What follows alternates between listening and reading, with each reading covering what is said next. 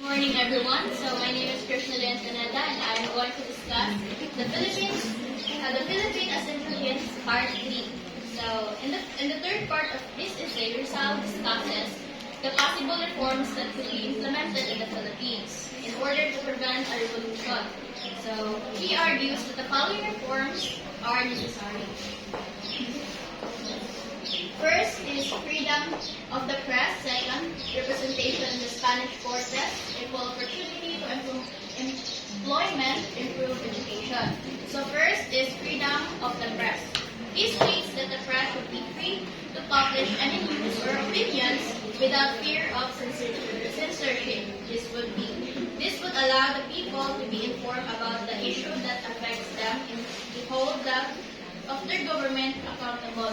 So dito is, sabi ni Rizal na kinakailangan na magkaroon ng freedom ang mga press para magbigay ng mga opinion o yung mga puro nila about sa nangyayari sa panahon ng Spaniards. So, dalawa, representation in the Spanish Cortes. Filipinos should be allowed to send representatives to the Spanish government as they would given them a voice in the government and allow them to participate in the decision-making process. So dito naman is, sabi dito na, kinakailangan na magkaroon ng representative ang mga Pilipino para sa gagawin mga decision-making dito sa Spanish Cortes. So, ang tatlo, equal opportunity for employment. Filipinos should be given equal opportunities for employment regardless of their race of social class, as this would help to create more just and equitable society.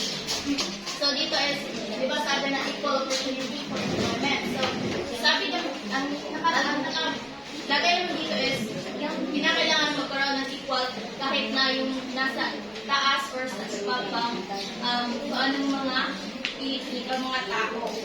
Kinakailangan na magkaroon ng equal opportunities sa mga trabaho. Last is improve education. The education system should be improved so that the Filipinos can be better prepared for the challenges in the modern world, and this will help to create more purpose and progressive society. So dito naman is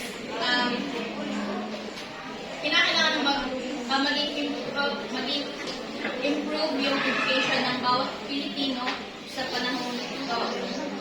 Sabi dito sa essay. So next is ang essay is helps to raise awareness regarding the Philippine problem under the Spanish rule, and also it helps Filipinos to fight for their rights.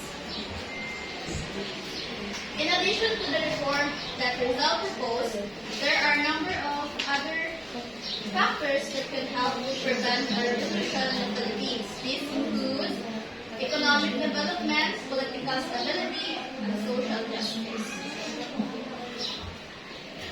In economic development, it can help to improve the lives of Filipino people and make them less likely to support a revolution or uprising agents. The Spanish government economic progress in the Philippines most likely keep the Philippines for a longer time. Dalawa is political stability. It also helps to create the sense of security and trust among the Filipino people. That should be revolution or uprising less likely, can help provide service that can Filipino people meet in order to build Filipino confidence in the situation of the state or in the past in the Spanish government. Social justice can help to reduce inequal and discrimination without can be made major causes of increasing the caste, resources, opportunities, and privileges during the Spanish rule. Organization relating the La Liga Filipina and the KKK